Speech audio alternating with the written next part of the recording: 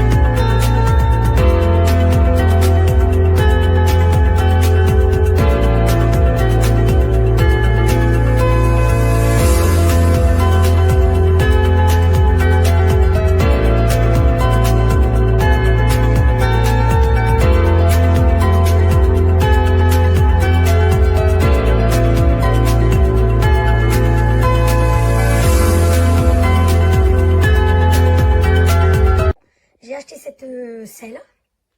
Alors, je l'ai montée sur un vélo d'homme, qui est une bonne marque, de bonne qualité.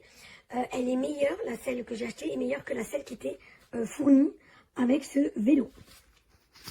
Elle a un design, mais alors très très sympa. Elle est douce, elle est souple. Il faudra quand même l'essayer au moins pendant 1 heure ou 2 heures de vélo. On l'a essayé quelques minutes et elle est quand même sympa, bien confortable.